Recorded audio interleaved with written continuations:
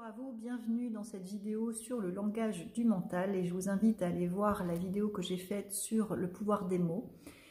Chaque mot a une vibration, nous sommes des êtres énergétiques, je rappelle, et chaque mot que nous utilisons émet une vibration qui traverse notre corps mais qui aussi émane de notre corps et qui appelle en fait la matérialisation ensuite de ce que l'on dit, de ce que l'on vibre. Donc c'est essentiel de parler en conscience. Et notamment quand on fait un travail sur soi, forcément on est amené à travailler sur le pouvoir des mots, d'avoir conscience du pouvoir des mots et de parler donc de façon positive, avec des mots positifs. Je voulais donc aborder le langage du mental que je reconnais à ces 5 mots. Quand les consultants, je leur pose des questions, j'écoute en fait leur façon de parler et les mots qui sont récurrents et qui peuvent desservir l'avancée de la personne. Donc j'ai repéré ces 5 mots qui sont « je pense ».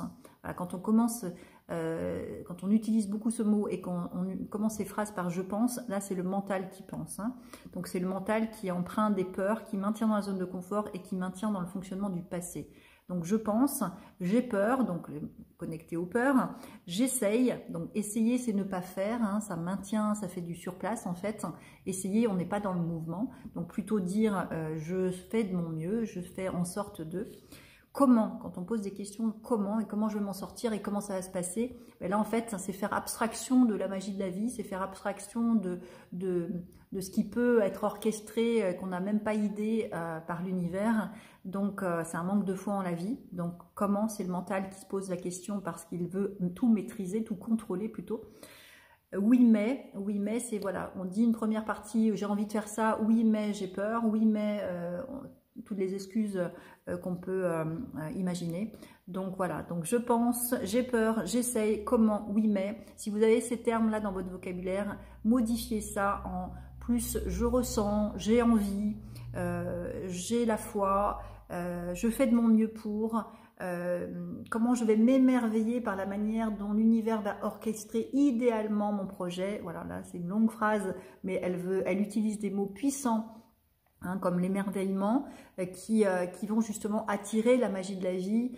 On n'est pas que, on peut pas tout contrôler de la vie, évidemment, et on est limité, donc d'avoir conscience du pouvoir des mots, mais on peut utiliser aussi ce pouvoir des mots dans notre intérêt, comme voilà, comment je vais m'émerveiller par la magie de la vie, comment je vais utiliser justement cette magie de la vie.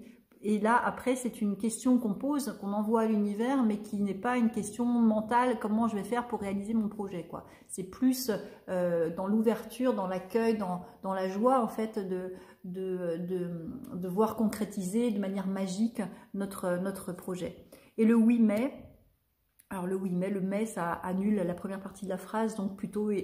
Et dire et en même temps, voilà, et en même temps, ça c'est parler en conscience que je prends ça en compte et en même temps je prends aussi ça en compte, voilà.